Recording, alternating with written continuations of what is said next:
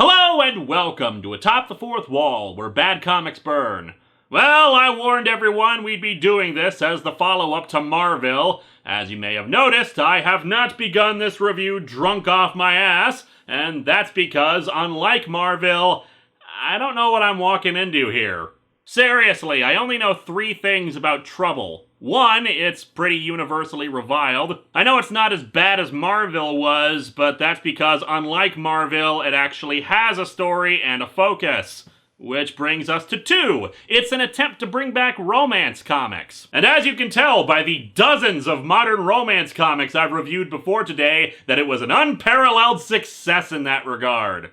And 3, well, I don't want to spoil that for you. It's better if you guys experience it firsthand. That being said, this sole thing is the reason why so many people have requested I review it, which does make me scratch my head. It's a retcon that was, of course, ignored after it happened, but it's not so awful a retcon that it would utterly ruin a character for all time if it was kept. It's just a really stupid idea that doesn't make any sense. How could that alone condemn the entire story?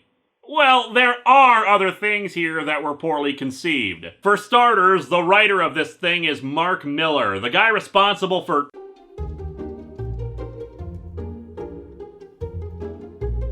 Okay, just because I made the joke that one time and I forgot to do it last week doesn't mean it's a thing. Anyway, Mark Millar, of all people, was tapped to write this. For your benefit, here's a short list of comics Mark Millar has created. Wanted, a widely panned series about supervillains having already conquered the world and is considered overly depressing and needlessly mean-spirited. The Unfunnies, where children's cartoon characters discover more adult material thanks to a murderous cartoonist who manages to get away with all his crimes without consequence. Nemesis, a story where a supervillain kidnaps the children of a police officer, artificially inseminates the daughter using the son's sperm, then rigs her womb to completely collapse if she tries to have an abortion. Yes, seriously. Okay. I'm being a little facetious here. These were all written after Trouble, and Mark Millar has just as many stories that are uplifting or generally positive and great as he does messed up and thoroughly horrible. But you get my point though, right? This is the guy you tap for reviving romance comics? I mean, even the promotional material for Trouble pointed at the fact that Mark Millar had written Kick-Ass. And spoilers, if you've only seen the movie, the comic version is considerably less pleasant than the film, with the romance subplot actually ending with the title character being rejected by his love interest and punched by her boyfriend. This is the guy that you decided would revive romance comics? This is the guy who you wanted to attract women to comics? But enough talk. Let's just dig into this first issue and see how much trouble we're in. Welcome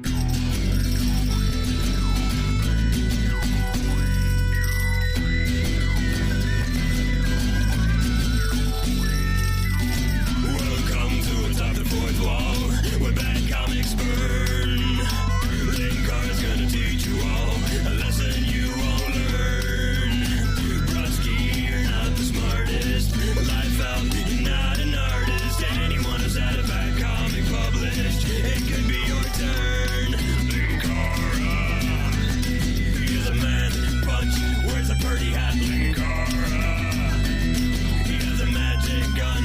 Where'd he purchase that? Linkara, coins, robots, Amazon and trucks. Linkara, this comic sucks. Linkara.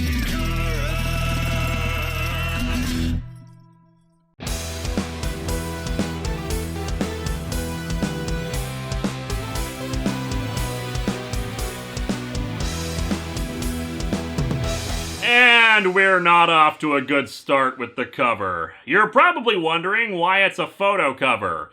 I would love to know the same. Here's what I can tell you. French photographer Philippe Bialobos, with apologies to my French viewers for the pronunciation, was tapped to make these in the style of teen romance novels. Given they were trying to appeal to women outside of comic book stores, that sort of makes sense. However, given that a big focus of this series is people trying to have sex, I don't think teen romance novels are what they should have been going for. Really, this should have been some Fabio-looking dude on a pirate ship if they were looking for romance novel cover inspiration. Oh yeah, and on the teen angle, probably not a good idea to put what appear to be prepubescent girls in bikinis front and center. Now, admittedly, I wasn't able to find confirmation of the ages of the models depicted here, but it's a bad sign for your romance comic when just picking the thing up makes you feel uncomfortable. We open some years ago where several people are getting ready to head out to the Hamptons. Well, I gotta say, Richie, you sure put a beautiful shine on this old Mustang. But don't you think you should return it to the guy you stole it from? But you really think that engine's gonna take you boys all the way out to the Hamptons? Pops, that engine could take us to the moon and back since I fixed it up. I did that too! Man, there really is not a lot of oxygen up there. Some women have the same thing going on. Oh, Mary, why do you have to go all this way just to make beds and serve dinner and pick up after people too lazy to pick up after themselves, honey? It's very rare to find a parent who encourages their kid to be a lazy slob. Because working at this resort means getting paid and having a vacation at the same time, Mom. Besides, we're gonna be waiting tables, not dancing on them. I'm pretty sure that nothing she said implied you were going to do that, Mary. You know, looking at this panel featuring the whole family, is it just me or are they all the same age? You just be careful, Ben, honey. Just promise you'll stay away from alcohol and cigarettes and all those terrible fast and loose women in that place. I raised my son to be monogamous and gay, damn it! Don't you forget to go to Mass now, May. I've written down the name of the church and the times of all the services, so I don't want any excuses, you get me? I didn't pay to have that tracking device installed in your head for nothing, damn it! It's okay, Dad. Mary's mom already called ahead and arranged for the local parish priest to meet the two of us off the bus. This is gonna become the plot of a satanic cult movie, isn't it? Take it easy, Mom. Ben's gay, didn't you know? Worst case scenario is he comes home with a 6-foot Swedish guy with a secret crush on pop. Guys aren't allowed to like pop music? Explains why Todd is so angry all the time. Ha ha ha! You hear that, Ben? You hear what your brother just said? I swear to God, that boy's so funny, he should be on TV! Aha, and what brisk witticism will this chappie have to offer? The two girls head out on the bus, waving goodbye to their parents, only for us to discover that May swiped a bottle of booze from the kitchen cabinet. What are you gonna say when you get back home? Going home's a long way away, baby. Besides, how else are two hot chicks supposed to toast in the summer where everything happens to them? Ha ha ha ha ha! That sure is a thing that women say to each other. In this comic and nowhere else. Even ignoring most of it, what the hell does where everything happens to them mean? Spoilers, they're going up there to earn a paycheck as waiters at a resort and have sex. It's not like they're going to a beach vacation or the start of a horror movie in the woods. They're drinking bourbon in celebration of working. The credits are integrated into the next page, actually rather cleverly on billboards that they pass along the road, with Mark Miller as an underwear model. Sure. And Terry and Rachel Dodson as pigs on a sign for a diner called Eat. The nights we'd linger over brandy at Eat. As it happens, while I question the decision to have Mark Miller bring back romance comics, the Dodsons were a perfect choice for artists. They're a husband and wife team known for expressive, energetic, and colorful art that grabs your eye. Add on a bit of playful cheesecake that they sometimes indulge in, and you've got the right people to actually make the comic look good at least. Anyway, May writes in her diary, Dear Diary, I have decided that keeping a diary is a dumb, immature teenage stereotype, and so this entry will be the very last time that you should ever actually hear from me. Being so dumb and immature, I naturally felt the need to offer some kind of conclusion to it instead of just tossing it aside. Why waste all these precious hours and minutes writing something that nobody else is even supposed to read? I don't know, didn't stop you guys from making this comic. Sometimes I wonder if diaries were just an ingenious device created by mothers to find out what kind of dirty stuff their daughters were really getting into. Well, when you put it like that, it's really gross. Other times I wonder if moms just read them just to find out what they're missing in their old age. Adults having sex? Never heard of such a thing. She says that the irony of it is that you spend far too much time writing about life instead of living it, which is a fair enough point. It's just the way this is presented doesn't help. Why speculate about kissing somebody when a living, breathing person will stick their hand up your sweater with hardly any coaxing at all? I'm pretty sure that's not what kissing is. It's such a shame you won't get to hear what's coming next because, if all goes according to plan, this is where life starts to get worth writing down. I repeat, it is a summer job where she might get laid. Truly, there is nothing more beautiful about life than that. Trouble Part 1. The summer everybody lost it. Insanity. The true sign of love. Okay, I'm sure they mean virginity, but I'm still going with losing their minds, especially with what comes next after they arrive at the resort. They are greeted by this not stereotypical at all individual, Peter Howard Shelby, who exudes snootiness from every pore. The pencil-thin mustache doesn't help, but what solidifies it is his speech to all the new staffers, where he talks about managing the resort for 19 years with his wife, and they have hosted several important people, like presidents and prime ministers. Naturally, such an illustrious resort hires random teenagers to do their work.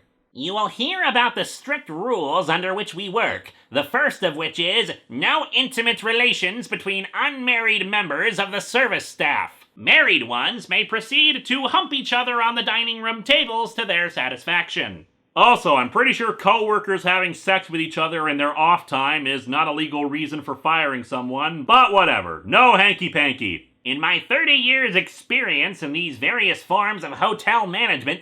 Wait, 30 years? Then why does he look like he's only 35? Wait, are his ears pointy? Is he an elf? Anyway, I've learned that intimacy breeds distraction, and distraction breeds incompetence. Man, Bill Jemas must have been having a lot of sex when he wrote Marvel then. In other words, please keep your John Thomases safely in your trousers. Do I make myself clear? That go for the girls too, sir? Well, yes, actually. Good to see you being so progressive and acknowledging that possibility. Such hilarity, quote-unquote, causes Mary to fail to suppress laughing.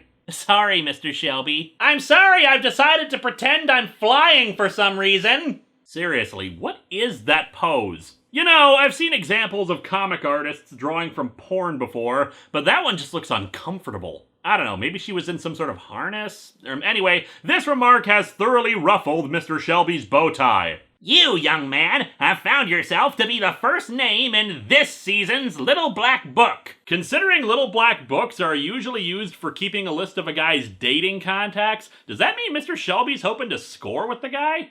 Ah, come on, sir. I'm just saying you can't stop a big gang of hormonally charged teenagers from doing what comes naturally, right? Oh, so they're all teenagers.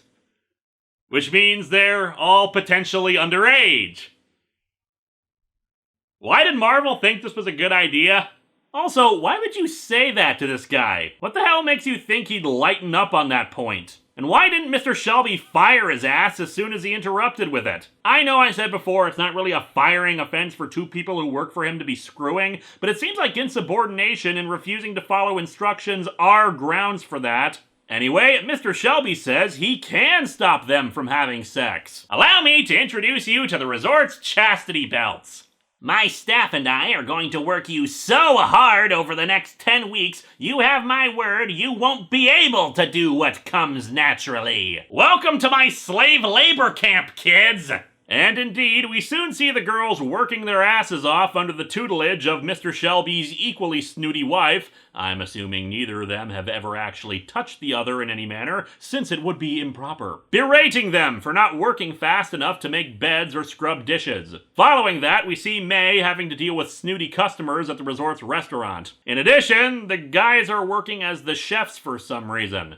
I assume they've been trained to do all this, otherwise why wouldn't they have a permanent proper head chef on hand at this place? I don't know, maybe the chef was fired after he was found sleeping with someone. So after our oh-so-likable characters spit in the food, we then cut to later at night, where the boys are having a thorough discussion of the complexities of safety and fear versus terrorist threats. They need to protect yourself and have peace of mind versus the need not to be bullied into activity and living in fear of... And you're not buying this for a second. They're talking about sex. Okay, now let me get this straight. Drapes open means nobody's home, drapes closed mean there's a girl in the room, and drapes half open means there's a girl inside that we want to get rid of, right? They want to get rid of her? My God, we're following a bunch of serial killers! At least I hope we are, then the comic might get interesting. Jeez, look at this guy. And Tumblr says Chris Evans has the proportions of a Dorito. The two complain about their lack of having sex, Ben even mentioning that his old box of condoms just expired last week. Because, of course, that was information we needed. Anyway, they also mention how much they're interested in, who else? May and Mary. Yep, here's hoping you like redheads, kid. What are you talking about? I thought May would have been more your scene, Richie. Yeah, well, maybe I'm in the mood for a challenge, man. Besides, if I keep taking the skanky ones, you're never gonna get yourself laid, right? Really? How terrible for you. They're going to a dance, which, given the Shelbys, I would have thought this was a Footloose situation and dancing was forever banned from this resort. You know, you're gonna get us fired if we keep dancing like this, Richie. Isn't there a sign up somewhere saying we have to stand 6 inches apart? Who cares, baby? 6 inches means I could still reach you with a couple to spare. This isn't funny! Ben and Mary failed to get alcohol from the bartender, but it turns out May has a flask of alcohol with her. Okay, so is that just leftover bourbon, or did you steal that from one of the guests? Since again, I'd say the Shelbys regard alcohol as the fuel of rebellion or something. That being said, I've got to agree with May that drinking seems like a good idea right now. The two couples run off into the night to have some fun away from the party. What are we doing out here? The Shelbys patrol the entire resort every night before they go to bed. So, do the Shelbys actually do any work, or are they not the actual owners and they were just hired to glare at things they disapprove of? May has decided to strip naked and leap into the water. Naturally, with this being the spiritual successor to Marvel, you should not be shocked by the presence of skinny dipping. Oh my God! This is just about the greatest thing that's ever happened to me, man! Well, gotta give them credit. They've managed to perfectly capture the utter tedium of a romance comic from the 50s. Isn't this how one of the Emmanuel movies kicked off? Truly, this comic knows exactly how to appeal to women. Okay, maybe to Diamanda Hagen. Mary is reluctant to go into the freezing cold water, and instead practices being a centaur some more with how her upper body contorts away from her lower half. She then feels something touching her feet and swimming around her ankles. Oh my God! Get out of the water, Mary! Guys, get out of the damn water! Oh my God! There are fish in a lake! Run for it! But no, instead it's just Ben, who lifts Mary up on his shoulders. Oh, for the love of... Could the slasher killer please hurry it up and murder all these people already? The four are chased off by Shelby, who goes to the lake to investigate and finds one of the discarded bras. The teens manage to sneak around behind him as he keeps calling out to the lake, promising punishment for their orgiastic activities, but is instead found by his wife and whoever those two are. And uh-oh, he's still holding the bra! I'm not laughing at the comic, I'm laughing at myself for deciding to review this thing. The couples of May and Ben and Richie and Mary have gone back to their respective cabins to laugh about the incident and start making out. Mary finally gets Richie to slow down so they can talk before moving too fast with their relationship. For May and Ben, meanwhile, you know, I feel like an idiot for even bringing this up, but I don't have any, you-know-whats on me. So you're willing to say the word condom in front of your brother, but not the woman who you're about to sleep with? Fortunately for him, it turns out Mary carries around a condom for emergencies. And so our comic ends with her holding it up and proclaiming, "Face it, Tiger, you just hit the jackpot." And I think at this point, if you haven't figured it out already, let me spell it out for you. There's Mary and Richard, and May and Ben. That's right, Trouble is the story of the youthful sexcapades of Aunt May, Uncle Ben, and Peter Parker's parents. And as you can imagine from that concept, this comic sucks. We'll discuss the continuity flubs with that idea for the next time we talk about this comic. And the fact that nobody ever was curious about young Uncle Ben and Aunt May boning each other, and simply point out the fact that this story is boring and the characters uninteresting. As I joked about earlier, this is really a slasher movie without a masked killer running around. The only personalities we get out of these characters are horny and obnoxious. What the hell do I care about whether these morons get to screw or not? Which, I suppose in that regard, means it perfectly matches the romance comics they wanted to bring back. Hello and welcome to Atop the Fourth Wall, where bad comics burn. My friends, we are in trouble. Expect me to say that multiple times before this miniseries is over. Last time on Trouble, in the wake of Marvel, Epic Comics was launched and it made a book called Trouble. Ostensibly designed to bring back romance comics, its true purpose was to annoy, irritate, and then force the words, "What the hell were you thinking?" to travel up our throats. The plot of the first issue involved teenage versions of Peter Parker's elders heading to a resort in the Hamptons for the express purpose of getting laid. Behold the answer to the question that nobody asked. What did Aunt May say to Uncle Ben when they first boned? So let's dig into Trouble number 2.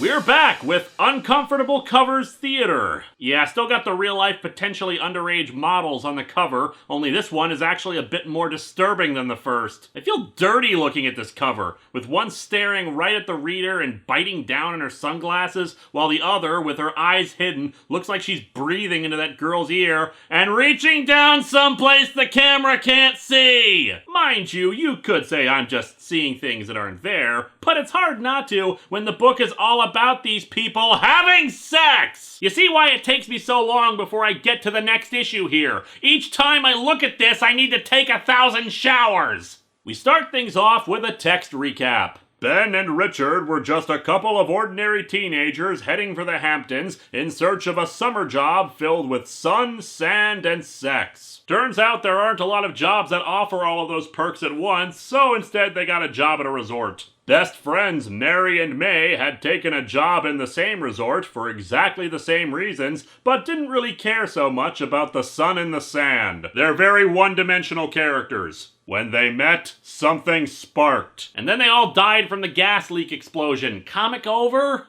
Between the cooking, the cleaning, and being measured for some seriously ugly nylon uniforms, these 4 people realized that the sun isn't the only thing that comes out in the warm weather. Change the focus to a groundhog. Change the focus to a groundhog! Last issue, they staggered back to their rooms in the hope of doing something they'd regret in the morning. Oh god, we binge-watched Heroes on Netflix last night! Why did we do that? We open on a close-up of May, with her hair and makeup looking absolutely fabulous after sex. Ben, you done? Yeah, May, I'm done. Don't know why I had to reorganize your clothes drawer before we could sleep together, but here we are. That was incredible. Yeah, it sure is the best sex ever when your partner isn't sure if you're done or not. But yeah, if you ignore who these people are supposed to be, it's actually kind of sweet. Him apologizing if he was too fast, she says not to worry, that if that did happen, it will be a compliment because he's so into her. It's rather endearing, actually. Oh wait, aren't I supposed to be sex negative? I hate this because they engaged in consensual fornication, and not because they're annoyingly stupid and uninteresting. Yeah, we'll go with that. Ben asks May if she's got a cigarette. He doesn't smoke, but he figures he should play by the post-coital cliches in movies. I've got a packet of Reese's Pieces. That'll do. I'm gonna smoke the hell out of this candy. Ben explains that originally they had planned to go to Disney World to work. Really? I've always fantasized about doing it with a guy in a mouse outfit. I'll take things I never needed to know about Aunt May for 200. The two talk about saving up money for things, with May in particular pointing out what she really, really wants. You promise not to laugh? Difficult. I'm certainly not laughing, but I'm pretty sure the comic is laughing at me. She wants to buy a Scooby-Doo van. Yeah, actually I can respect that. The Mystery Machine is awesome. Yeah, some guy in her neighborhood has a similar van and she plans to buy it off of him. And Ben's trying to get a car with features like engine and aluminum and such. I don't know anything about cars. We get some character development for Ben, namely that he doesn't have a great relationship with his dad, who tends to play favorites with Richie. What's more, Ben's a little resentful of how good Richie has had it. I was always in and out of the hospital as a kid, whereas Richie was the super fit, super funny guy. I just got used to everybody liking him better. I'll show them. I bet few people even remember what Peter Parker's dad's name was. Which brings me to a question I've really got to ask. Based on the fact you could have had either one of us, how come a cool chick like you settled for little Richie's unspectacular big brother? Why? Because that's a question little Richie would never have asked me, baby. You're adequate. Speaking of, we cut over to Richie and Mary. They did not sleep together and just spent the night talking. She's a little awkward about that, afraid he's going to call her frigid or the Virgin Mary behind her back. Some things are just worth waiting for, Mary. Like History of Power Rangers, or the next Atop the Fourth Wall DVD. He says he really likes her, and as such is willing to wait as long as it takes. However, after she leaves, he bangs his head against the door. Damn Bible-thumping, clap-happy, guitar-playing priests! That's it, I'm gonna go work for the CIA! No, seriously, Peter's parents were field agents for the CIA in the main continuity. Weird, isn't it? A week later, it seems Richie is a bit of a dick since Ben refers to her as the Virgin Mary, and they of course haven't slept together yet. I swear to God, she's probably the most interesting girl I've ever actually met, but I think I'm starting to grow hair on my palms here. You are now thinking about Peter Parker's dad masturbating. Why does this thing exist? We alternate between the two couples, Ben and Richie talking about all the sexity sex, while the women are talking about relationships. How about you and Ben? Still in love? Ben? Oh, he's such a doll, Mary. The sex could be a little more interesting, but I don't think I've ever dated anyone as generous as this before. He wears the Mickey suit in bed without me even having to ask. And back to the boys of the bell. 10 cents for carrying 8 suitcases up 3 flights of stairs? Man, 10 cents couldn't even buy us a freaking Superman comic these days. Yeah, can you believe these guys have the nerve to charge 12 cents for that crap now? Okay, assuming they weren't just being facetious with that statement, and why would they be? No! Comic books cost 12 cents from about 1962 to 1969 or so. No way in hell does this comic take place during that time period. The clothing is wrong, the hairstyles are wrong, and while it's not impossible given condoms were apparently used by about 42% of Americans in the 50s and 60s, the idea of teenagers or young adults like this being smart enough to think of using condoms during this time strains credibility, especially since these characters came to this place with the express purpose of having sex and thinking that working would just be a side thought. These people are stupid is what I'm getting at. Again, not impossible, but highly improbable on top of everything else we've seen. But here's something a little more practical that's bullcrap, as was pointed out to me by a fan. Richie's father refers to their car as an old Mustang that he's restored. The Ford Mustang was not mass-produced until 1964, meaning they must have done a hell of a job running that thing ragged if this is the mid-60s and it already required restoration. Hell, that 12 cents remark implies it only happened recently, implying either 1962 or 63, before the damn car was even made. Speaking of things that didn't exist, May at the beginning with her packet of Reese's Pieces? Yeah, introduced in 1978. Nice try. May also wants a Scooby-Doo van. 1969. Closer, but 1969 was when comics started to cost 15 cents. Disney World reference. 1971. So here's a nice one to break out again. What time is it? Next, we have one of the most bizarre scenes in this comic, which is saying something. The four are on a double date. and their date consists of going to a fancy clothing boutique and trying on expensive clothes. I admit I'm not exactly an expert on dating, but is that a thing? Is that something couples do on dates? Pretend to be rich and then act all snooty and crap? They even do this at an art gallery and a jewelry store in front of other customers. And frankly, the way they talk is so ridiculous, the store clerks have got to know they're exaggerating, right? And what's with Richard trying to do the Vulcan neck pinch on this saleswoman? Oh, and the next thing they do? Test drive some fancy convertible and going at ludicrously fast speeds. Now, how much did you say a deposit for this little beauty would be again? Oh, you don't have to lie to me, son. I knew the second you walked in the showroom your salary couldn't stretch to the ashtray in a vehicle like this. I'm a bellboy at a resort. No, my mistake. It couldn't stretch to the inside of the car at all then. You did? So how come you let the four of us take a 10 grand car on a test drive, man? Well, it's a lot more fun than sitting in an office, right? Floor it, kid. You are so fired. Later, they're talking about what they did spend their paltry paychecks on. Some bargain shoes, a gonk toy, and... wait. Oh dear. See, Ben says he also bought a gonk for May as a gift. In case you're unaware, a gonk is a little furry toy that was popular in the 60s and 70s with googly eyes on it. It's a cheap little thing, kind of amusing. Except that is a troll doll. Now, to be fair, I kind of understand the confusion here. Mark Millar is Scottish, and in the UK, troll dolls are known as gonk trolls.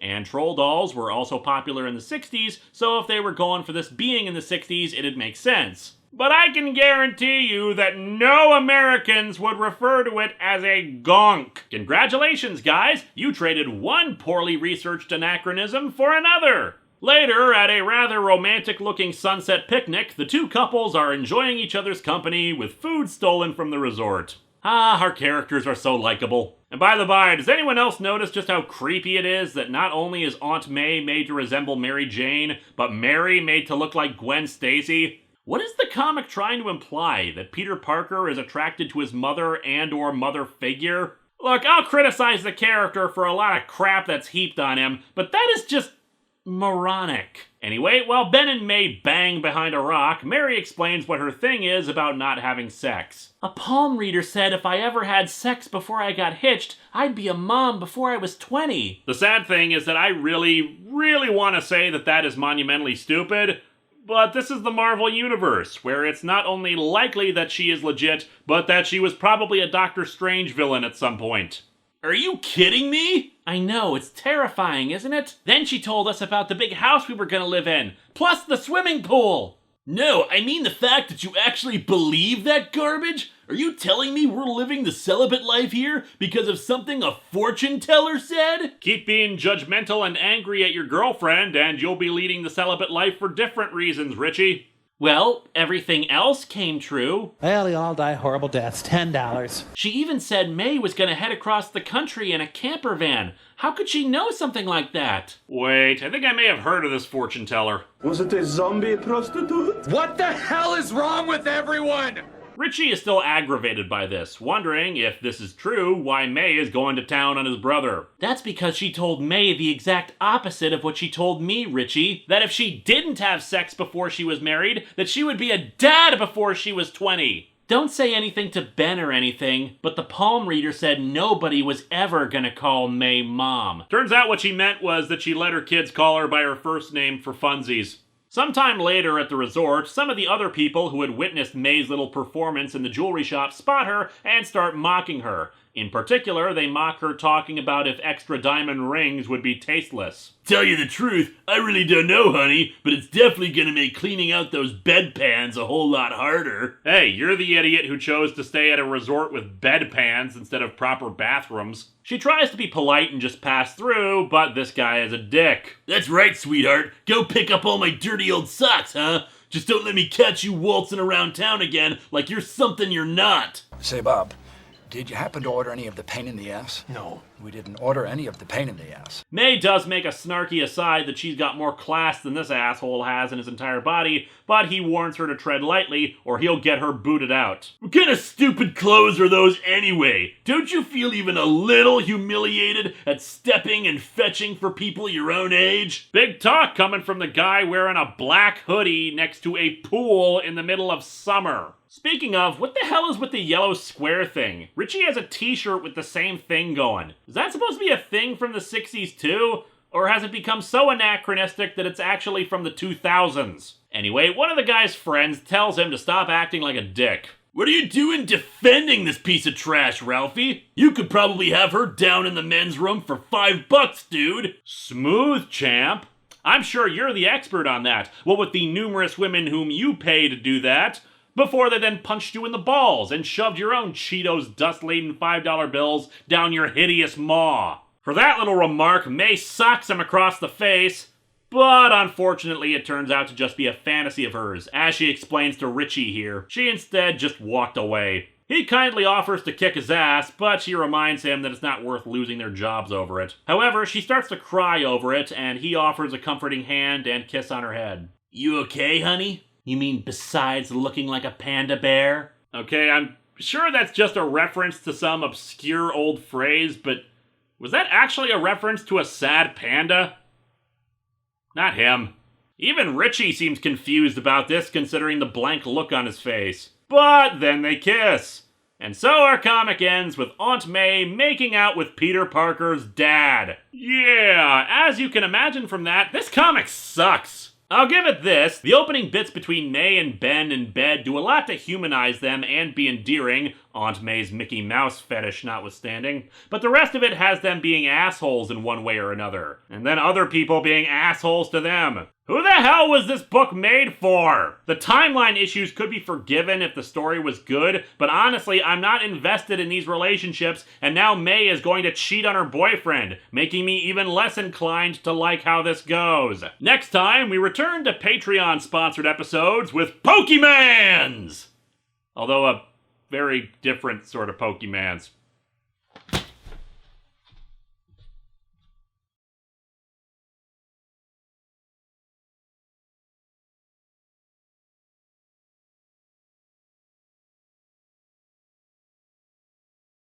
Number 12, from Trouble Number 1. A minor point, but since the introductions of any given episode are usually meant to be more informative, when I give inaccurate information, I need to correct myself. During the introduction, when I was talking about Mark Millar and how terrible a choice he would be to bring back romance comics, I stated that the promotional material for Trouble pointed out how he was the writer of Kick-Ass. And it seems that basic fact-checking is beyond my puny little brain, since all I would have to do to realize that wasn't the case was to look up the fact that Kick-Ass came out 4 years after Trouble. Yeah, I was basing it off of this ad, which I presume was actually for the trade collection of Trouble that I think came out in 2011? I say I think because that's when it's listed on Amazon.com, and it makes more sense to promote Kick-Ass at that point. Which really goes to show how desperate they were for something positive to promote about Trouble. Hey, like this violent superhero story? Well, then you'll love this story about how May Parker wanted to bang a guy in a Mickey Mouse suit. Number 6, from Trouble Number 2. Wow, another one from Trouble, but one lots of people pointed out to me. After May is insulted by a jackass at the resort, she cries as she talks to Richie about the whole thing. You okay, honey? You mean besides looking like a panda bear? Okay, I'm sure that's just a reference to some obscure old phrase, but was that actually a reference to a sad panda? Not him. No, it was a reference to her mascara running, creating dark circles around her eyes and kind of looking like a panda. Yeah, seems like a really obvious thing. I probably should have known that's what she was talking about. I mean, you see it all the time in movies and TVs where makeup runs and whatnot. However, there is a bit of a problem with this that probably justifies my confusion a bit. Namely, that her makeup is perfectly fine in the comic! Look at that! I've seen freshly painted artwork with more water damage than her face. Kinda defeats the purpose of the line if the artist can't bother to match it with what the characters are saying. However, I still didn't get what they were referring to, so once again, it's my mistake. Hello and welcome to Atop the Fourth Wall, where bad comics burn. And you know, for a show about bad comics, so far this year we've had an okay adaptation of the first episode of an anime's dub, a good but not for me artsy comic, and a pretty good origin for a beloved franchise. This year so far has been about fairly good comics overall. So let's see how we can fix that, huh? Previously on... wait, did I really not review an issue of Trouble in 2016? This is the first one since August 2015? Huh. Anyway, previously on Trouble, we learned that a young Aunt May had a Mickey Mouse fetish, that she wanted to buy the Mystery Machine from Scooby-Doo, and that she once ate a stack of Post-it notes on a bet. One of those three things did not actually happen. If you haven't watched the previous Trouble review, I bet you'll be surprised which one it is. After watching the characters show some redeeming qualities to their relationships and not just a bunch of annoying teenagers banging, although there's plenty of that, May is harassed and insulted by a guest of the resort, leading to Richie comforting her, and the two making out, meaning both are now cheating on their respective partners. Also meaning that Spider-Man's dad cheated on his mom with Aunt May. So, let's dig into Trouble number 3 and see how much farther this rabbit hole goes, shall we?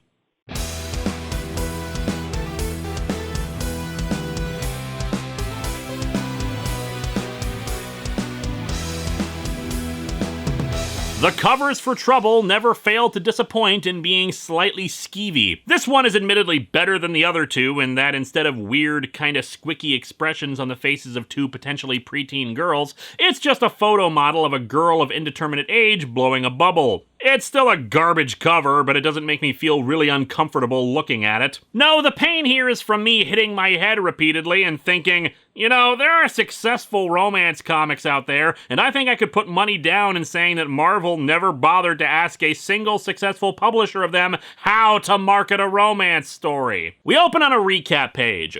Oh my god, did you hear what happened last issue? We became extraordinarily confused about what year this is supposed to take place in. Okay, you remember those two couples I told you about? Who is narrating this to us, and how can we politely excuse ourselves so we don't have to keep listening to it? You see, Richard was seeing the angelic Mary, and Ben was dating the vivacious May, but Mary wasn't delivering the goods, and Richard's eye started to wander, and, well, I'm sure I hardly need to fill you in on what happened next. Well, obviously not! May went on a murderous rampage while singing "Oh Canada." I mean, they were telegraphing that from the first panel.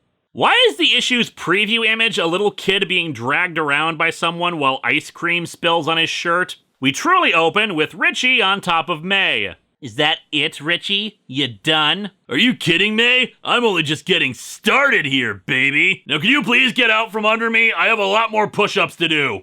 While the two are banging, Mary and Ben tell some kids or fellow co-workers about how awesome their cheating significant other is. What do you mean I'm always talking about May? You guys are just jealous because you've only got Mrs. Palm and her 5 lovely daughters for company. Say what you will. At least they're loyal. No, I'm not in an especially good mood at all, folks. I actually always sing to myself when I'm serving up London broil and mashed potatoes. Well, it's just that you were singing Weird Al's Eat It. $1.99 a bunch? Ah, what the hell. Give me that $5 bouquet over there, ma'am. You're only young once, right? Also, hi, doggy. Look, the bridal magazine was the last thing they had at the store. What was I supposed to do? Pick up Popular Hand Drill? I would! Have you seen the fold-out of Black & Decker's latest? Nice. Also, why does everyone on this page have their eyes closed? Anyway, after they finish banging, Richie and May discuss how weird it is that they're doing this. I don't even particularly like you all that much, Richie. I actually find you kind of arrogant and obnoxious. Yeah, well, you're not exactly my type either, May. To be honest, I think you're pretty cheap and slutty. It's almost like this situation has been contrived together in order to create drama in an otherwise boring, annoying romance comic. They continue to be pissed at each other. Oh, drop dead. I come to you for a little support after those idiots back there, and you're hitting me with this? Wait, this is just after their first time screwing? What the hell was with that montage showing what Mary and Ben were doing? How long have these two been having sex in the pool supply closet? Apparently long enough for Ben to do dishes, go to a flower shop, and for Mary to be talking with kids, do her waitress shift, and gossip with some other girls on the staff. Space is warped and time is bendable. Those tears were as fake as you are, honey. He's got a point. Her tears did magically disappear between panels in the last issue. And then they start making out again. Yeah, this is totally how romance works. If you're a weirdo. Or a sitcom writer.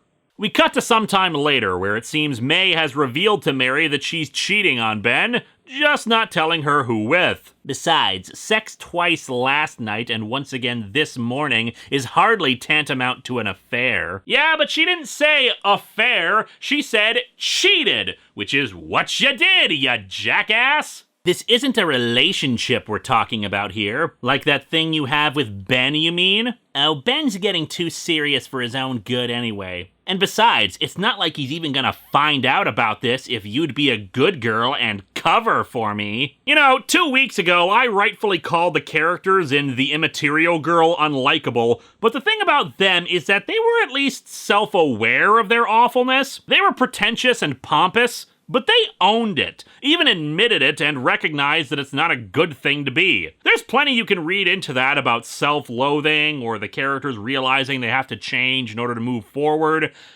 And then there's May here, not only cheating on her boyfriend, but cheating on her boyfriend with her best friend's boyfriend, while lying to her about it, trying to excuse it, and is going to manipulate her best friend into covering for her to the guy she's cheating on so she can sleep with said best friend's significant other. And of course, I'd just like to remind you all, Peter Parker picked this woman over his own wife. So, poor romantic decisions are part of the family charm, I guess. Mary refuses to help at first, but May tries to argue that Ben is gonna get hurt otherwise if he finds out. Yeah, May, I can tell you really care about Ben's feelings in this, what with how you just said you didn't want to get serious with him. May says she just wants to get her secret boyfriend out of her system and she'll never ask her to cover for her again. And Mary inadvertently reveals that Richie got Ben to cover for him too, claiming that he was taking him to the Museum of Modern Art. Anyway, we cut to Ben and May having oh god, that face! What the hell is that? You know, the Dodsons are rightfully praised for their artwork, but what the hell kind of face is that? I know it's supposed to be his orgasm face, but it looks more like all those clouds in the background or some gaseous form of Botox stiffening his muscles into this twisted expression of inhumanity. The little sweat drop on his head, lack of teeth, and saying, "Oh God, do not help." Oh, and there's another thing we never friggin' needed to see. Uncle Ben's O-face. The two are screwing in a sand trap on a golf course at the resort. Poor Richie. How did the horniest guy on earth end up with a girl who draws the line at first base? Is it true Mary won't have sex because of some old fortune teller back in Brooklyn? Oh yeah, Mrs. Gray told her if she gave it up while she's still in her teens, she was gonna be a mom by the time she was 20, but it's really just a crock. I mean, Mary's 35 now. It's starting to get silly. I mean, she's supposed to come from this amazing line of psychics and all that, but the old bat said I was never gonna be a mom. Can you believe that? What she didn't know was that I come from an amazing line of breeders, and you only have to look at a woman in my family to fertilize our eggs. Someday, I hope to give birth to a shiny. The two lay in the sand trap, Ben wondering if they'll still be together after the summer. This is the worst remake of Grease ever. Ben is hoping to continue the relationship after they get home, but May just tells him to live in the moment and enjoy themselves. It's something that continues later when Mary and Ben are together hanging up decorations for an oldies dance at the resort. Just the fact that every time I try to talk to her about us going steady, she changes the subject to Richard Nixon or Evel Knievel or whatever the hell else pops into her head. I wouldn't mind so much, but she keeps talking about Richard Nixon while we're having sex, and it's getting kinda weird. When Ben suggests May could be seeing someone else, Mary denies it, although accidentally drops a disco ball. Well, you know, she's had a weird week and everything. Maybe she's still a little freaked out by what happened with those jocks back at the swimming pool a couple of days ago. Yeah, that was a weird pool party. Ben hadn't heard about May being harassed by the guys from the last issue. You mean those clowns who were in town for the polo competition? Yeah, the fat little creep with the really bad shirts. Ooh, I wouldn't say that in front of Richie, Mary. He owns the same shirt as that guy. Ben storms off to confront them over this, passing by Mr. Shelby, who is dealing with a customer who spilled his food. Ah, Ben, just the fellow. This gentleman dropped a roast potato down his shorts. Could you escort him to the men's room? Well, I'm pretty sure this romance comic is about to hit us with a huge swerve in the relationships. I just don't know if turning it into a gay porno was really the right way to go about it.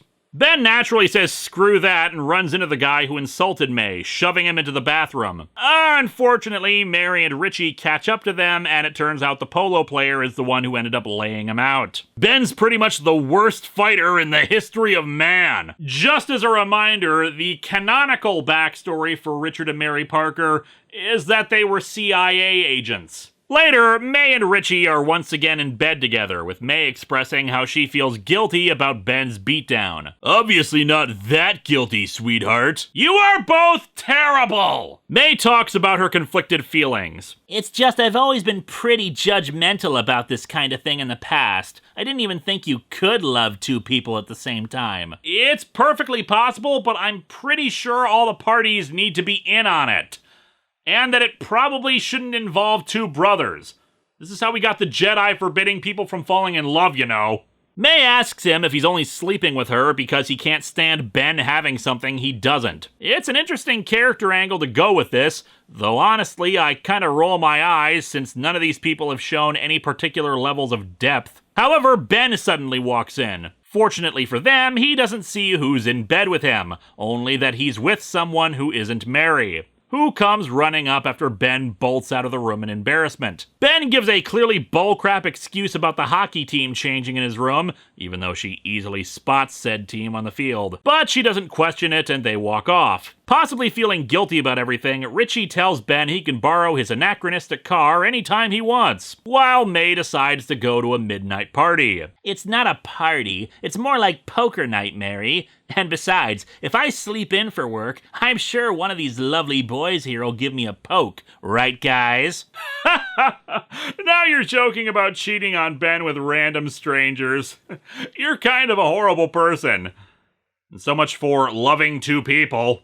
And just to make it clear to avoid misinterpretation, May is not awful for sleeping around, she is awful for continually lying to her friend and partner about all of this. Mary admits to Richie that May is cheating on Ben. Yeah, but you've got, nice repetition there. to swear not to tell. She says he's a jerk and it's only a physical thing, but now I'm worried about all these other guys she's been hanging out with. Oh my god, May is starting a street gang! Or rather, she's playing strip poker with them while other people party and get drunk. Outside, Mr. Shelby and his wife look in as if this was some kind of 80s college comedy, but a really lame one. I knew it! I knew these little sleazebags were getting up to this somewhere. Let's kick in those doors and fire the whole damn lot of them, Patty! Oh, lighten up, Peter. If you put as much effort into our sex lives as you do with other people's, I might actually crack a smile from time to time. Really, what I'm getting from all of this is that everyone at this resort needs couples counseling. The next morning, well, there's no timestamp, so who knows when it is, but a morning later, Mary wakes up to see May on her bed. She admits she hasn't gone to sleep yet. My period's late, Mary. Is that what this is all about?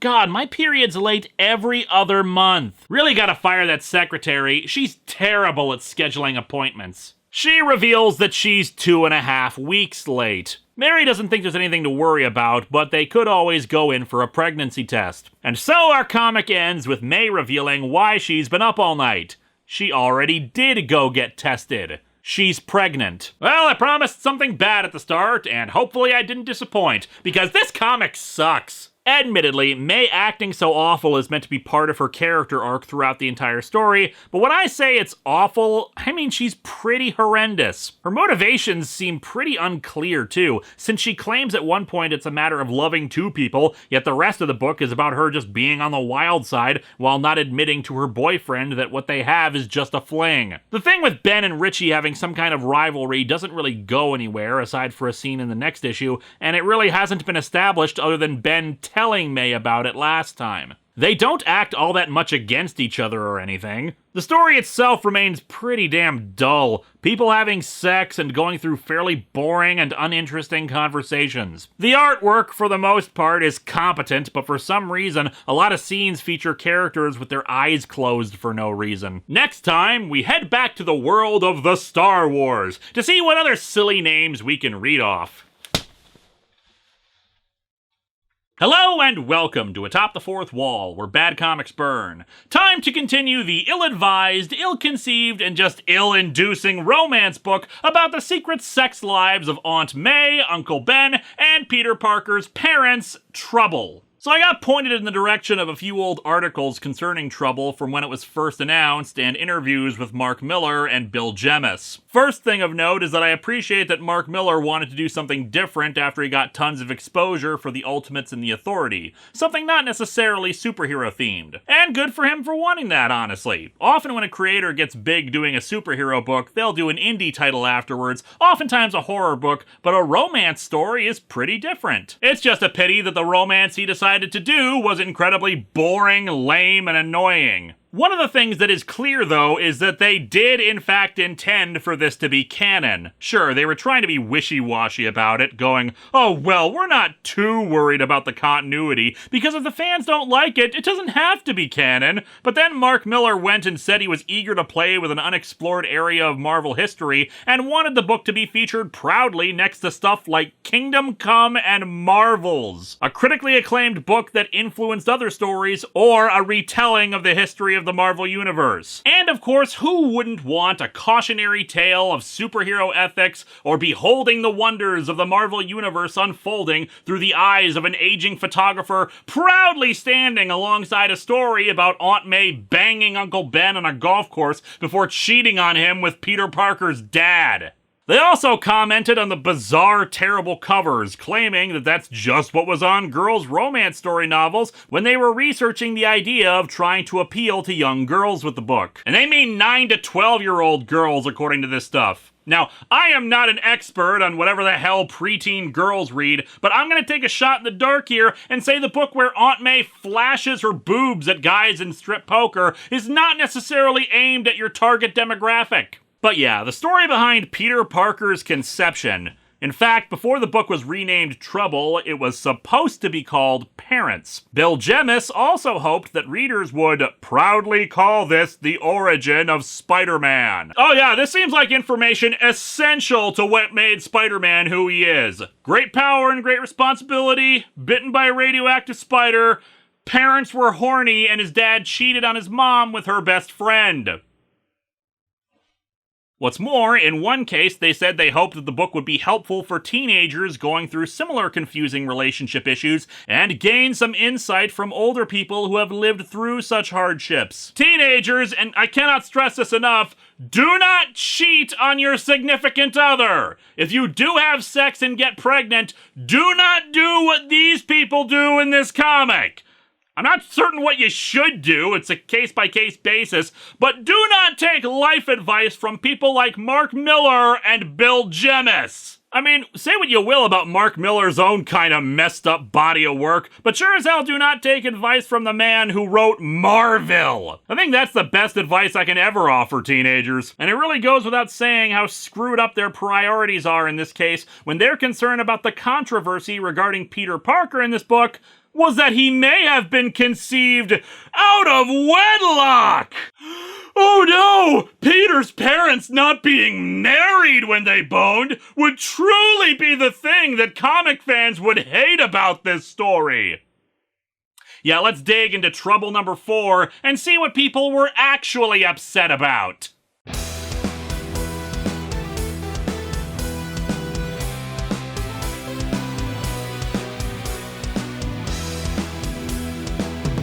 cover is actually the best so far we've seen out of this series, namely because it actually feels closer to the concept that they were going for, rather than the first three having preteen girls in bikinis smiling at the reader in a creepy fashion. No, in this case, it's a girl whispering something into a guy's ear and then looking away. There's a lot to interpret about that, but especially given the plot points of secrets, shame, and confessions, it looks more like something that would work for a book trying to appeal to teenagers, and not preteens like they were talking about in the interviews. I'm still not fond of it, but this one has the best realization of that idea that we've seen so far. So when we last left off, May had confessed to Mary that she had taken a pregnancy test and confirmed she was, well, pregnant. We open with the recap. Poor May. 1 minute, everything was going great. Then everything changed when the Fire Nation attacked.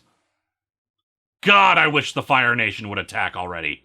That's when she decided to go and make life complicated by cheating on her boyfriend. Cheating on her boyfriend with her best friend's boyfriend, and then finding herself pregnant by one of the above. Complicated is a word to describe a relationship argument concerning wants and desires for your future together.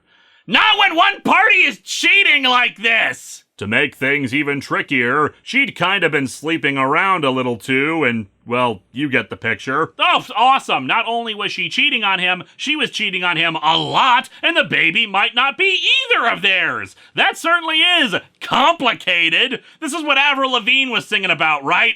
Life just isn't as simple as it was when she and Mary finished school and started looking for a summer job. Why is summer capitalized there? Whatever, we truly open with Mary vomiting into a toilet. A common reaction to a Mark Millar story. The tone on the next page is kind of weird. May's clearly suffering here. We even see glistening tears from her eyes, especially considering the seriousness of her situation. But Mary's cracking jokes and being all lighthearted about the whole thing. Yeah, I know, she doesn't know about her and Richie, but it still feels a little unsympathetic for her friend who probably doesn't need this right now. What's more, while we're never quite clear on exactly what age they are, the implication throughout this series is that they're not adults yet. They might be 18 or 19, since that still technically counts as someone being in their teens, but everything about their attitude, the narration, their relationships with their parents, and stuff like that really suggests that they aren't adults yet. So, yeah, teen pregnancy, and we're putting in jokey jokes about May saying she never wants to eat anything for the rest of her life. Cut to the next page where she's ordering a massive breakfast at a diner. How'd you like your eggs? Unfertilized. That being said, I will grant you that that one was funny. I mean, this is not as bad as the tone issues of The Gift, but this book seems to still be trying to be a wacky teen sex comedy when we have veered away from that. There is still dark humor, though, which does work, as May says that she's still wearing sunglasses to hide the fact that she's been crying non-stop for 3 days now. You crying now? Like a baby. But I'm getting pretty good at smiling at the same time, huh? All I have to do is wear sunglasses for the rest of my life and pretend I'm happy when really I'm dying inside. Foolproof plan! It does get serious, and we get a wince-inducing revelation that's not treated with the gravitas it should be. May doesn't want her parents to find out about this since she thinks her dad will kill her, or take it out on her mother again, implying he hits her. Naturally, this is never expanded upon. Just some casual spousal abuse in this romance comic! Mary wants her to figure out who the father is. Oh, come on, you haven't exactly kept your legs crossed since we rolled into town. Gee, thanks for your vote in Tramp of the Year, Mary. For your information, the only people I've slept with since we got here is Ben and that mystery man you meet 3 times a day. Okay, if she's not sleeping with a ton of guys at the resort, why did the opening narration say she was? Did nobody edit this thing? I suppose it's possible she's just lying, but this is treated like she's telling the truth, and there is no reason to lie about this part. May tries to defend her sleeping with guys so much, regardless of how much she's done of it. We've had these really boring lives, Mary. All I wanted the summer to be was fun and as crazy as things are supposed to be when you're our age. This scene brought to you by the middle-aged man who wrote it. You know, like a movie. A really boring, crappy movie. May laughs about how this proves the fortune teller who had told them that if Mary slept with someone before she was 20, she'd end up with a kid and May would never be called mom was completely full of it. Inspired by this, Mary decides to go bang Richie. And once again, the tone has no idea what the hell it's doing because it leads to a comedic montage of sex metaphors, like a rocket taking off, flowers blooming, fireworks, etc. Sounds like Johnny's getting laid. They even go at it for hours, according to the dialogue. Truly a story destined to sit alongside Kingdom Come and Marvels. May goes to see Richie, who is apparently having stamina issues after Mary and him have boned so much. May has brought him here to confess about the baby, but before she can do so, Richie says they need to break off their secret sex. Now, I'm a very shallow person, May. I know some people seem shallow when there's really a lot going on underneath, but that's absolutely not the case with me. I'm really just as completely superficial as I appear to be, and now that my real girlfriend and I are doing the dirty deed, you don't need me to get your jollies anymore? May, you make it so easy for me, sweetheart. I knew you'd understand. Peter Parker's dad, everybody! Mary really scored a prize here with this relationship. May decides not to tell him about the baby, claiming she was coming here to break it off with him too. As such, she then sleeps with Ben and the two start having a serious talk, with Ben having a confession of his own to tell her. May admits that she's pregnant to him, and then he has his confession. He's sterile. Look, I know this is a very serious moment and a lot of stuff just hit the fan, but Ben, how do you get your eyeliner to look that incredible? It just makes your eyes look so amazingly pretty. After we learned last time that Ben always got beat up all the time, it turns out he got kicked in the privates one too many times, and thus he's never going to be able to have kids. She confessed to everything, including that she had been sleeping with Richie. Richie goes to see Ben, who's packing up to leave the resort, and he tearfully apologizes. This brings up an earlier conversation they had had about Richie seemingly not being able to accept that Ben had something he didn't, but it's a character arc that doesn't really go anywhere. Richie wants to know if he's gonna tell Mary about it. You're pathetic, you know that? So, is that a yes? With seemingly no other options, May decides to go get a consultation about having an abortion. Regardless of your personal feelings about the subject, for many people, the decision to have an abortion is a serious one, done through soul-searching and weighing options, and can have a heavy emotional and psychological toll on someone, especially someone as young as May, who's already going through a lot given the relationship stuff. So naturally, the most dignified way of depicting this kind of thing is by having a cliched, comedic shoulder angel and devil argument. I'm not kidding. Atta girl, May. I'm proud of you, honey. You're gonna have a great day at the abortion clinic. Trust me, liquidating that little creep's gonna be like passing a bad Mexican meal. Yuck, yuck, yuck. Well, now I can believe this is a Mark Millar comic. The shoulder angel in this case invokes the idea that this is killing an innocent child, and honestly, from a character perspective, this makes sense. She comes from a highly religious family, and this has probably been ingrained in her all her life to think of it as a baby, regardless of the development stage, so it's understandable that a reflection of her own psyche would think that way. Conversely, though, it doesn't speak well of her own psychology and how she referred to the process itself. What the hell, shoulder devil? Can the Catholic school garbage, sweetie. She ain't listening. You're talking about somebody who's been fooling around with her pal's boyfriend, for cripe's sake. You know, it's great that they wanted this story to be helpful to teens going through these same problems, with teen pregnancy certainly being one of those issues they might face.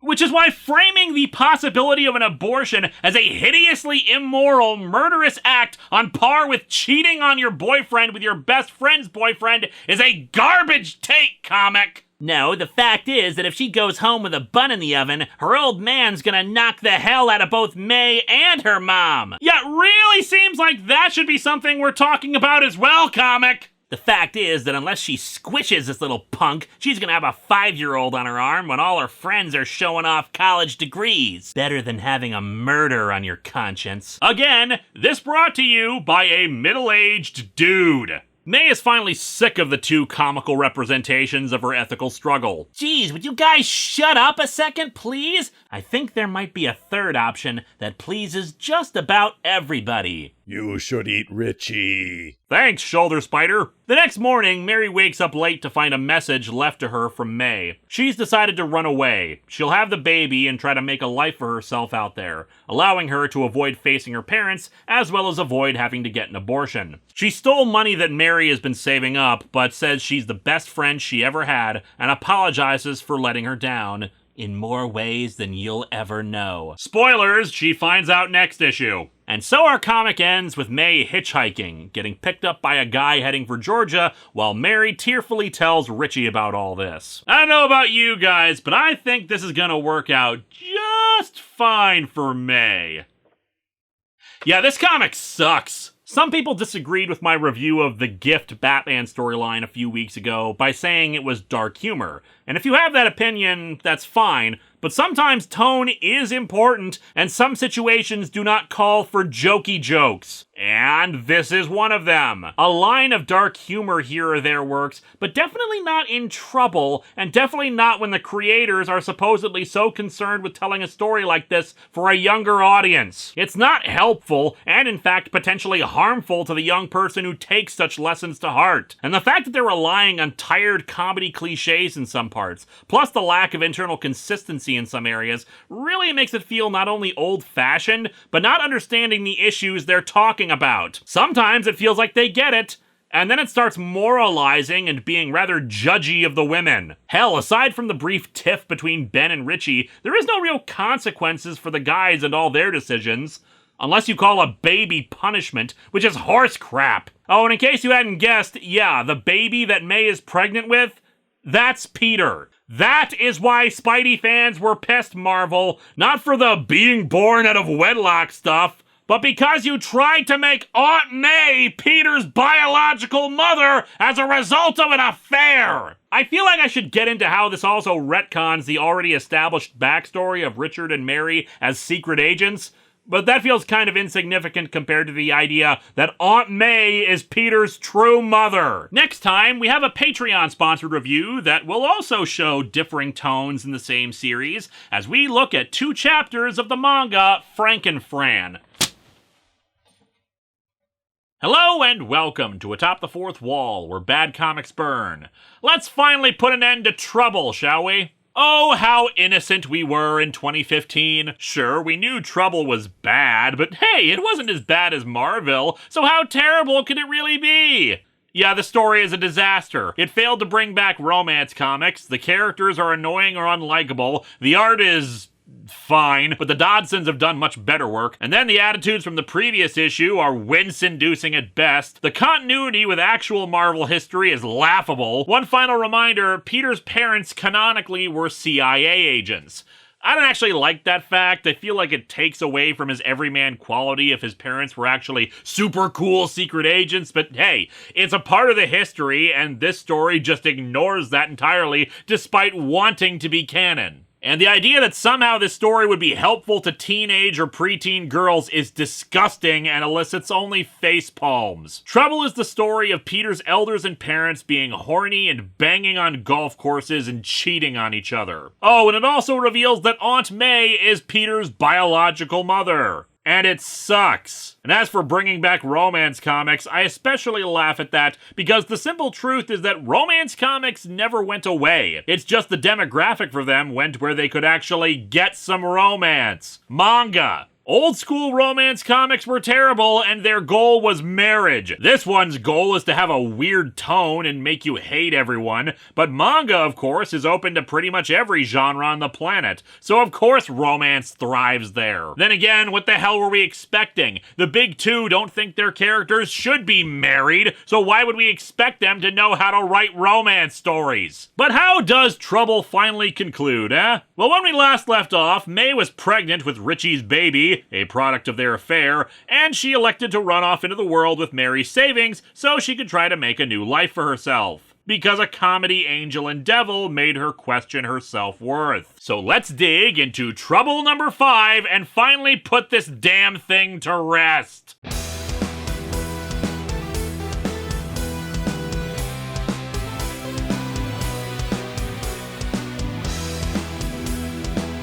It's our final one of those creepy-ass kid covers, and God, that girl on the left looks so damn tired. I can relate. I don't even know what the hell the other girl is doing. Is she supposed to be getting in close to kiss her nose? Is she just trying to be annoying and being all, does this bug you? I'm not touching you. I'm still floored by the argument they made that these were supposed to be reflective of young adult girls' books at the time. As I said last time, I don't know the spending habits of preteen girls, but two faces in close-up in a weird, awkward pose? Are they really saying that's what would attract this demographic? Buy my shirts! Time for our recap page. When May and Mary graduated from high school, they were looking forward to the summer of their lives. They found posh jobs at a Hamptons hotel where the tips flowed like wine. The comic has made it really clear that this was a miserable job, not worth the garbage they regularly endured. Is the recap supposed to be a sarcastic joke? Because this is the story that from last time included a teenage girl contemplating abortion. And if sneaking around with Richie wasn't bad enough, May found out that something more important than romance or excitement or adventure was missing from her life. Her period. You know what I won't be missing? This comic. May's pregnancy test confirmed it. At 17, she was pregnant, scared, and without a person in the world to turn to. Her conservative parents would kill her. Her best friend would... well, kill her. Her friend was well aware of her being pregnant and was often trying to offer advice and friendship over it. Hell, even when she left, she wasn't aware of her boyfriend cheating on her. Why does it always feel like with some of these kinds of comics that nobody was bothering to read these things before coming up with the recaps?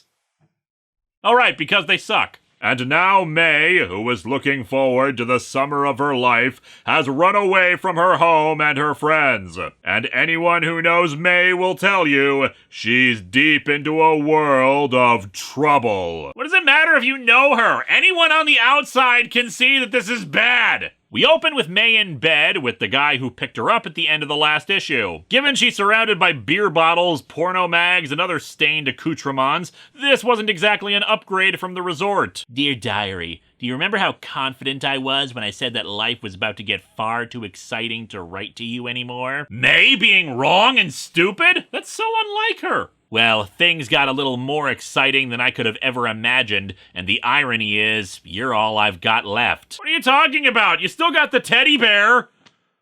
And the porno mag, I guess, though I don't know how comforting that is right now. After recapping what happened before, she now mentions that the guy she's living with doesn't know she's pregnant, suspecting that he'll kill her if he finds out. Seems like it might be time to resume hitchhiking then. I spend my days waiting tables, my evenings cleaning up, and my nights devising schemes for not having sex. You haven't met Paolo, and I don't think you'd like him either. Yeah, that's a little surprising, honestly. Given the scummy surroundings and the way she talks about him, it kind of makes it sound like he'd have tried to assault her by now. I mean, I'm thankful the story hasn't gone there, but given it's a Mark Millar story, I would not put it past it. He smells like battery acid and imports shower curtains for a living. A lucrative enterprise, as you can imagine. Seriously, what does he do with them? Door-to-door shower curtain salesman? In some nearby parallel universe, I'm not scrubbing someone's underwear and sweaty socks, but finishing up my final week at that summer resort in the Hamptons. Mary's crying and telling Richard she'll always love him. I'm swapping details with nice guy Ben and promising that I'll keep in touch when we both take off for college. Here, let me translate that statement for people who don't speak Marvel Comics. We're sorry, we're sorry, we're sorry, we're sorry, we're sorry, we're sorry, we're sorry, we're sorry, we're sorry, we're sorry. She even thinks back to when they were little kids and first became best friends, with Mary giving her a friendship locket. I keep one half and you keep the other, May. It means we'll always be together no matter what happens in the future. You mean if I shoot somebody and go to jail, you have to show up with a file and a cake? Oh please, I'm gonna be a secret agent. I'll come in with like lasers and stuff. After getting worried that Paolo will notice her figure changing soon, we see that May has actually been making phone calls to her home, though never talking, her parents saying that there's nothing for her to be scared of and that they just need to know she's okay. She hangs up without saying a word, realizing that the only person left for her to try to call for help is Mary. They end up meeting on the steps of a bus stop. New guy been slapping you around? What? The sunglasses. Oh, yeah. Good. You deserve it. And moral high ground gone. Go to hell, Mary. You deserve every kick and every punch. In fact, I hope he hits you so hard sometime you end up in the hospital and lose your stupid baby. Aren't we all enriched by knowing that Peter Parker's family was made up of horrible, horrible people? As a reminder, Mark Millar thought this book would go down in history as one of the most celebrated books ever. A story where Peter's mom wants Aunt May to suffer a miscarriage from domestic abuse. Mary says she put two and two together about her having an affair with Richie. Mary, please, I can't handle this right now. You thought you'd call me up for a little sympathy? Geez, just when I think you couldn't get any worse, you go and hit another home run, Mary. You just said you want her to suffer physical and emotional abuse, you dingbat!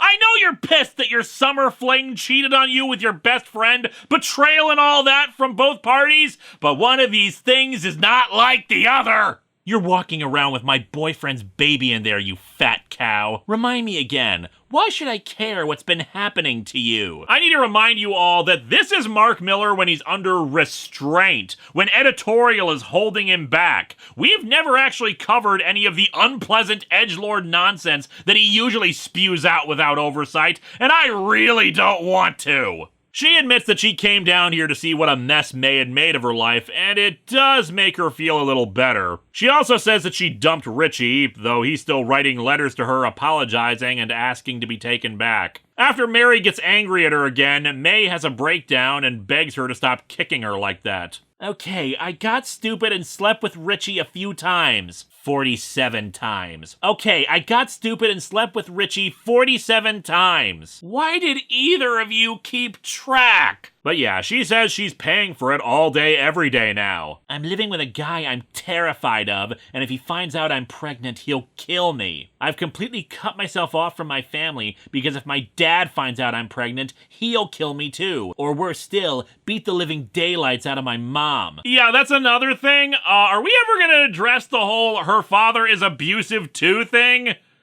No, just gonna brush that off? God, this book is bad.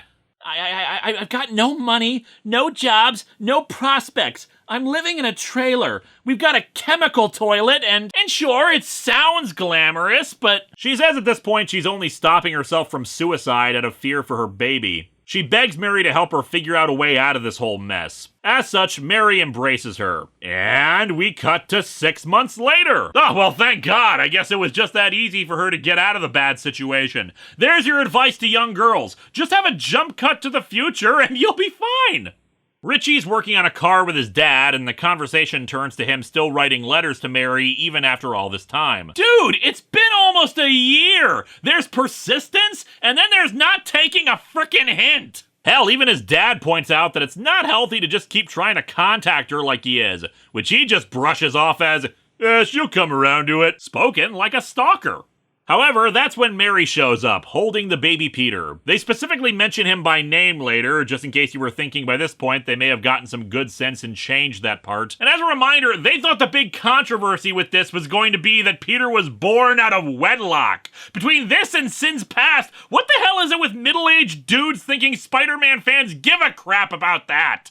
She spins a yarn to get him to play along, that they were going to keep working at the resort until he was born and then hand him off for adoption, but that she just couldn't bear to give him up. Unfortunately, he must have drank all that engine oil dripping on his face because it takes him a massive amount of time to figure out what the hell she's saying. It's not helped by whatever the hell is going on in this cross-eyed panel. Sorry, sir. Doing my best. That must be the expression when the electrical activity in his brain resumes and short-circuits him. Anyway, Mary says that if he truly loves her as much as he said in the letters, he'll stand up and take responsibility for the kid. And once again, the eyeliner game is just as strong in the guys as it is in the ladies in this book. Anyway, we get a brief flashback that explains what they did do, apparently begging the resort owners, the Shelbys, for May to get her job back. Apparently, despite being so uptight you could sharpen a pencil in their asses, they didn't seem to have any problem with May's teenage pregnancy. Mary's also the one who came up with the plan with what to do with Richie. It would be the ultimate test to see if he was actually devoted to her, especially since how could she be with a guy who wouldn't live up to his responsibilities as a father? Oh, and they bring up the stupid fortune teller thing and how this would fulfill the prophecy, spelling it out completely, because they assume the readers are morons and not that they themselves are. Apparently, despite Mary predicting her own parents would have a problem with it, they evidently were elated and had no issue with it. May says that her own parents knew exactly what had happened and were just relieved there was no scandal, although it's making me wonder how much of May talking about her family is actually an unreliable narrator, since we really see no evidence of anything she's talked about. It's entirely possible that she was being completely serious and correct, but again, the whole domestic abuse stuff feels like the kind of thing that needs a little more expansion if that's the case. 18 months later, we're at Mary and Richie's wedding. Hey Richie, you ever meet my dad's old army pal, Bucky Barnes? We're sorry! It's in an alternate universe, see? We're sorry! I was telling him you just got the green light for the Marines last night, kiddo. Hey, the Marines are the same thing as the CIA, right? Nobody'll notice. Ben and May have met up again, with May now looking more like traditional Aunt May, just younger. She claims she lost the baby in the first trimester, and it's pretty evident that they're gonna get back together despite both currently dating other people. Listen, before I get dragged up there again, you gotta tell me, did you ever get that camper van you were gonna buy? What? You know, that mystery machine thing one of your neighbors was gonna sell you. Whew, thank God we're getting resolution on that. I was thinking the entire story was gonna fall apart if we didn't know. God, I wish. That guy still owes me my $20 deposit, and I never even got any of those free driving lessons he promised either. Really, what I take away from this whole story is that apparently Aunt May was a big Scooby-Doo fan. And so our comic, and this entire mini-series, ends with her getting Ben's phone number and remarking to herself that she hopes that her mother will be wrong about her being only a bridesmaid, never a bride. Oh, and the ending 4 digits of his number are 1963, to hint at the year Spider-Man first debuted. Except not really, because 1963 was when Amazing Spider-Man #1 came out, not when Amazing Fantasy #15, his actual debut, came out. That was 1962. This comic sucks! Is there anything left to say about this series? The only thing I can really comment on is that the final issue is just rather meh. The emotional core is kinda there, I'll admit, because it's ultimately supposed to be a story about two friends torn apart by one of them cheating, but it feels like everything gets resolved too damn easily, and only really because Mary remembered, hey, maybe I should stop being horrible for 5 minutes. And no, she was under no obligation to help May or anything like that, but twisting the knife in the hope that an abuse victim gets further abused is just so what the hell that I am disgusted by this whole thing, and it taints any hope of finding anyone likable in this mess. I don't even know if we should really get into the continuity issues with this crap, since by the end they're making it very clear this is an alternate universe. Though it makes me wonder if the Bucky reference was originally there, or if it was just added in hastily after the fact. In the end, the main problems with this thing are that it's not very interesting, the characters are awful, and the tone gets progressively worse, with issue #4 probably being the worst in that department. But hey, there is a big continuity issue we probably should talk about real quick. It's a thing that everyone was wondering why I hadn't mentioned yet. That's because I was saving it for this finale.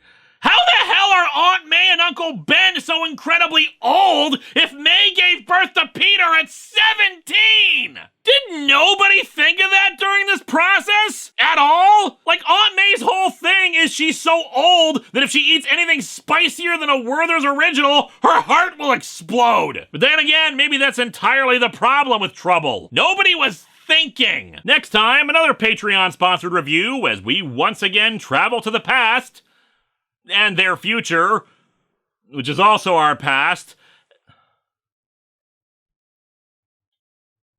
Next week is Dan Dare.